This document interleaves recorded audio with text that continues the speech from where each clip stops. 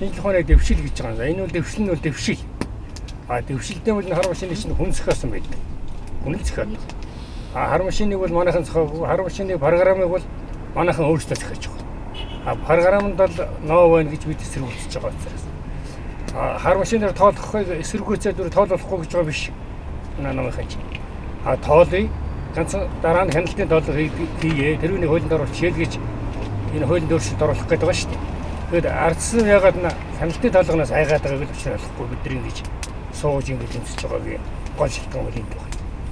Тэрнээс хар машин бол дэвшлийг бол хүн яаж ашиглаж болдог. Програмыг бол манайхан өөрсдөө хийн. Хар машиныг бол манайхан хийгээгүй. Тэр гадаад оронд хийгээд хэрэглээд зарим нь хэрэглээс хасаал ингэж явж байгаа л шүү дээ. Тэгэхээр тэрэн дээр тоолвол тоолъё. Сүүлд нь ганцхан хяналтын тоолго хий гэдгийг л шаардж байгаа болохоос хар машины чи юусэн болиё гэж байгаа юм байхгүй л байгаа шүү дээ. Тэгэхээр ганцхан хяналтын тоолгоноос айдахыг л учир болохгүй байна. Нэрсээ жагсаалтаа намын жагсаалтаар сонгодог бол одоо энэ том бодлоо. Энэ бол одоо ард түмний төлөөлөл биш. Энэ бол намын юугаар нэрээр орж байгаа.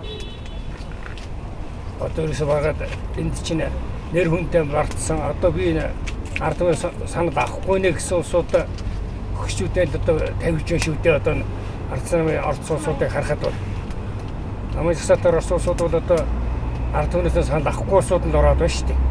Тэгэхээр энэ үнийг бол болмоор гоё эсвэл бүгдийн ард түмний саналаар сонгогдол болохын төлөө бид нар ийм суулт хийж байгаа юм.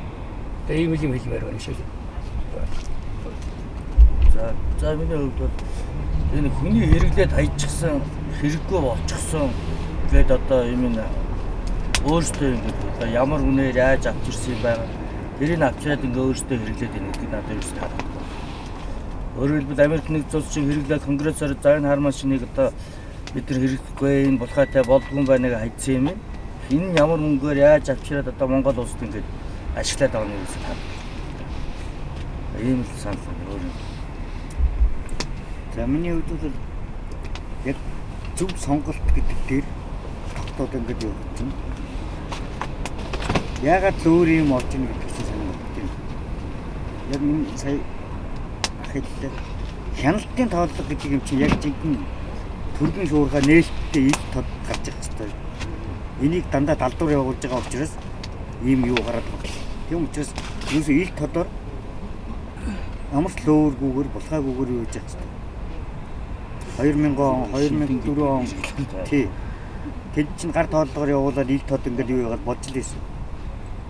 Тэгэд гин шин технологи шин дэвшил манай хоцроод байна гэж юу яагаад тэгэл өөр технологи оруулж ирж байна гэд ингэж ийм бодлын гаргаж байгаа юм. Хамгийн гол нь тэр хяналтын тооллого гэдэг юмыг маш нарийн нээлттэй шуурхай ил тод бүр цацаад ингээд гаргаж ирэх хэрэгтэй санал гэдэг.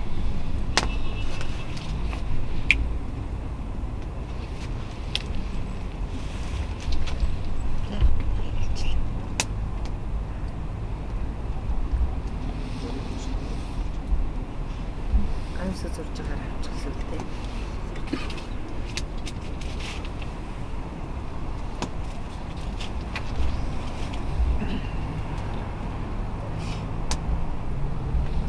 За хар машины хувьд бол ерөөсөө энд сууж байгаа нэг хэдхэн хүн бас эсэргүүцээд байгаа юм биш шүү дээ. Ер нь бол 2012 оны сонгуулиас хойш юм. Манай ард түмэн сонгогчдод ялангуяа хар машинд эргэлзээ маш их байгаа шүү дээ. Энэ нь одоо бас энэ эргэлзээг одоо тайлж өгөөч ер нь. Ялангуяа энэ их хөрж байгаа намайг энэ эргэлзээг нь тайлж өгөөч гэдэг үүднээс нь одоо гараар тоолох, давхар тоолох гэдэг энэ саналыг бол энэ 21 намууд төвшүүлээд энэ суултаа зарлаад явж байгаа. Тэгээд жохом ягаад энийг одоо дэмжихгүй байгаа нь арчсан намайг их хөрж байгаа олон голцын арчсан намайг одоо дэмжихгүй байгаа шалтгааныг бол ард түмэн бас нээлттэй гаргаад тавьчихъя. Ард түмэндээ янз бүрийн одоо тайлбарлыг хийж байгааг бол веб мэдээллийн хэсгээр харж байгаа. Нэг хурлын дараа ерөнхийлөгчтэй шашилтных нь одоо хүмүүс янз бүрийн тайлбар хэлж байна. Гэхдээ энэ тайлбар олгоныхын цаана одоо өөрсдийнх нь эрх ашиг нуугдаад байна уу гэдэг одоо эмзэглэл хардалт одоо ард түмний дунд нийтлэг байгааг энэ эрх хөрөгчд олж харахгүй байгаад ард түмэн бас бухимдаад За энэ хэдийгээ төлөөлөд ард түмнээ төлөөлөд одоо бид нар бас суултыг хийж байгаа. Гэхдээ зүгээр ард түмний нэрийг барьлаагаад эсрэгээр нь бас ярьж иж магадгүй.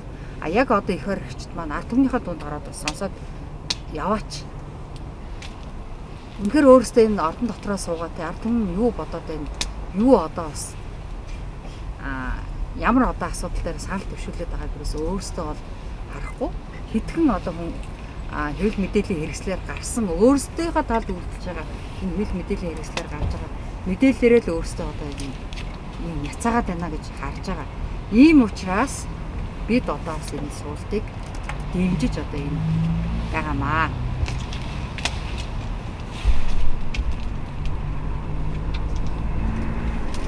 Сайн байцгаана. Энэ өдрийн мэдээг хүргье. Яг бид нэр Монгол улсын иргэн энэ урд нь бол бид нар сонгуул олон жил өгсөө. Энэ хар машин өгснөөс хойш бид нэр өгсөн сонгогдсон хүмүүс гарахгүй байгаад бид нар жоо хэрэгэлзээд байна. Тийм учраас энэ хар машин байдгийн байхад давхар тоглолт юм уу нөгөө хар машиныг болиулмаар байсан сэтгэлийг л хэлмээр нэг зүгээр одоо хамсан мэдээд шаардлага.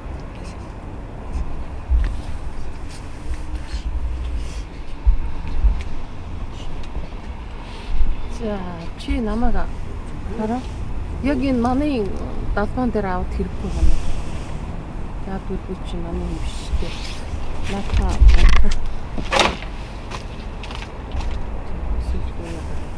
Одоо энэ далбаагүй газраараа сорж юм заяа. Энэ замаа далбаагүй юм дээр байж шүү. Би далбаагүй юм дээр би. Хараа хэцгний тухай юм. Бэн чинь ойлгомжтой шүү. Том зарчмын асуудлууд байдаг. Нэгдүгээр зарчим бол ерөөсөө төрөө 4 жилд ч юм уу 5 жилд ч юм уу одоо хуулиар яаж заасан байдгийг төрөө иргэн хүн эмхтгэн сонгуулиар эмхтгэн байгуулах чинь бол ерөөсөө ихтгэлцлийн асуудал байдаг. Сонгуулиар бий болсон төрдөө иргэн бүр итгэж байх ёстой. Тэр итгэл байхгүй бол төрийнх нь ажил ерөөсөө явдаггүй юм. Тэрнийг бол бид бол манай одоо нийгэм улсын бол туршлага харуулж байна.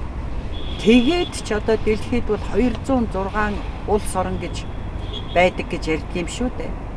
Тэрний 193 нь бол нэгдсэн үндэсний байгууллагын гишүүн. Тэгээд за нэгдсэн үндэсний байгууллагын гишүүний тоогоор явъя гэх юм бол 193 орноос 30 нь автоматжуулсан системээр үтсий оруулж тэр 30 орны 18 нь эргээд гар тооллогодоо буцаад орчихсон. Өөрөөр хэлбэл одоо 193 орны нэг 12 нь наантай цаантай энэ системийг хэрэгжилж байгаа. Америкт бол сонгуулиас сонгуульд жилээс жилд мапан гардгийг нь бол дэлхий даяар энэ сонгуулийн тогтолцооны мэрэгчлэтнүүдийн сүлжээвэл мэддэг. Тэрэнд нь бол дүн шинжилгээ хийж өгдөг. Тэгэхээр бол Герман, Швед, Ирланд, Итали, за манай дээрэгд бол Таиланд, Индонез, бүр Япон шүү. Энэнд итгэхгүйгээд гар тоолгоороо явж хахад яагаад манайх одоо ард түмэн нь бол 75% нь бол хар машинд итгэхгүй байна гэд ингээд санал асуулгаар хэлсэн байхад энийг зүтгүүлээд байгаа юм бэ гэдэг нь бол их сонирм байна. Яагаад ард түмэнд худал ярьж байна засгийнхан. Дэлхий даяар энэ хөгжил дэвшлийн ололтыг бол ашиглаж байна гэж 30 орн хийгээд 18 нь буцсан юм шүү дээ.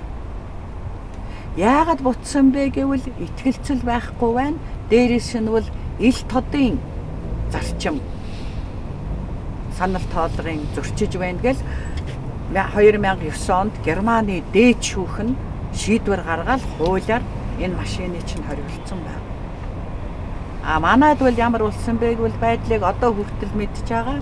Жил дамнсан, маргаан гарсан, шүүгдсэн, говь сүмбэр зарим аймагд бол те одоо юу влээ дахин сонгуулиар дахин сонгуулиар өөр хүмүүс гараад ирсэн байхад өмнөх нөгөөд хүмүүс нь тамга мамгаа өгөхгүй ингээд ерөөсөө төрийн засаг захиргааны бүх ажил нураад явж байна. Энэний эсрэг л бид явж байгаа. Гар тоолго бол давхар хийх ёстой. Болвол ерөөсөө энэ хар машиныг бол хэрэглэхгүй байх ёстой. Ухаалаг энэ ард түмнүүдийн хойноос нь явцгаая. Тэр нь бол дэлхийд бол доор хаяж 180 орон байна тийм. За өнөөдөр энэ бүтэн сайдар амралтын өдөр гэхдээ иргэний хөдөлгөөний намаас одоо өөрсдийнхөө тэмцэл, өөрсдийнхөө шаардлагыг хэмжүүлэхийг одоо шаардаад энэ стресс суултанд сууж байна.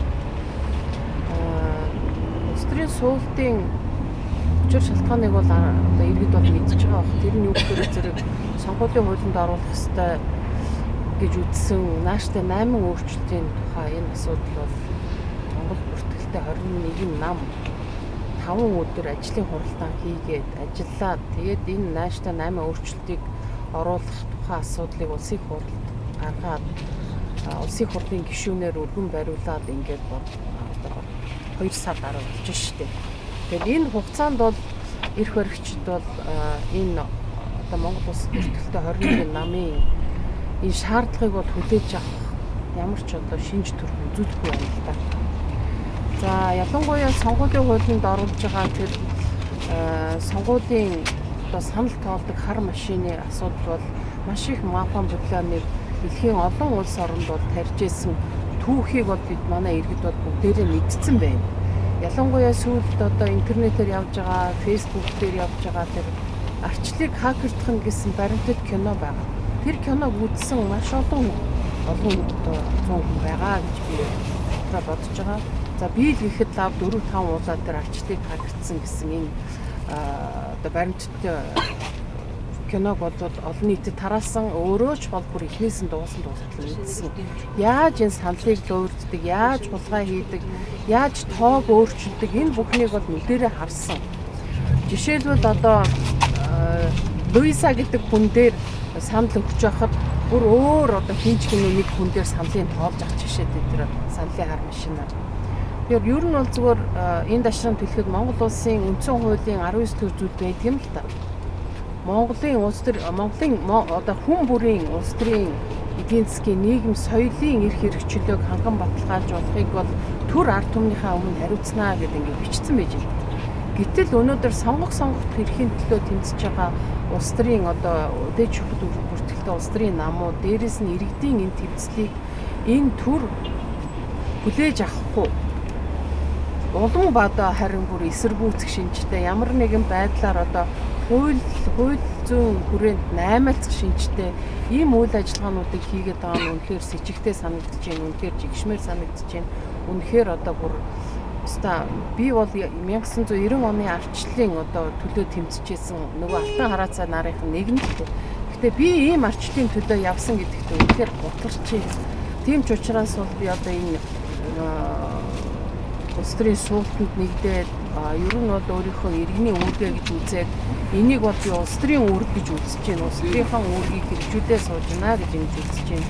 Тийм болохоор энэ одоо сонгуулийг бол данха одоо сонгуулийн санал тоолдог хар машинаар тоолно гэдэгтээ бол тэрэндээ бол эсэргүүцэж байна. Хар машины бас нэг том дутагдал бол одоо хүний эрхийн түгээнэл тунхаглаад Монгол улсын үндсэн хууль заасан хувь хүний нууцад халдах ийм одоо хортой үр дагаврыг бий болгодог. Ер нь сонгогч хүний санал бол нууц байх ёстой. Сонгогч хүний санал бол шудраг байх ёстой. Энэ сая сүлж аргалмаа хэллээ л дээ. Энэ хүн одоо сонгуульд оролцоно гэдэг чинь төр ард түмний итгэлцлийг бий болгож байгаа энэ том хөшүүрэг юм аа. Тийм учраас энэ төр ард түмний одоо итгэлцлийн хөшүүргийг бий болгож байгаа энэ сонгуулийг тоолдог хамгийн гол энэ хөшүүрэг нь өөрөө шудраг биш байна гэдэг бол ирээдүйд Монгол улсын хөгжил маш их одоо ноцтой хортой үр дагавар учруулна. Монгол улс хөгжихгүй байх энэ одоо хамаг зовлонгуудыг авчирна. Тийм учраас бид бол энэ сонгуулийн одоо санал тоолгоо шудраг байх ёстой, ил тод байх ёстой, ардчилсан байх ёстой, хүмүүнлэг байх ёстой гэж ингэж үзэж байна.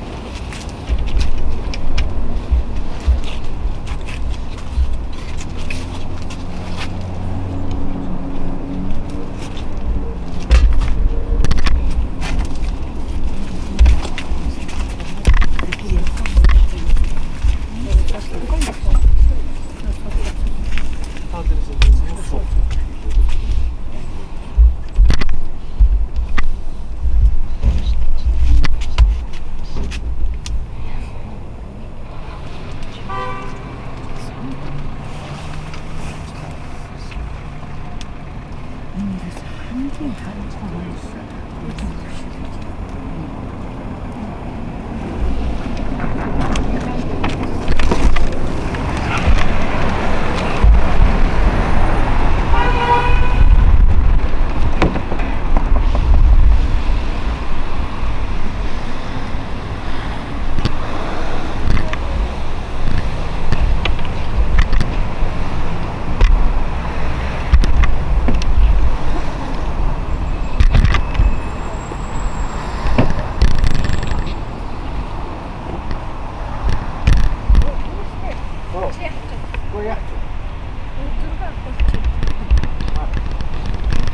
Тэгээ орно.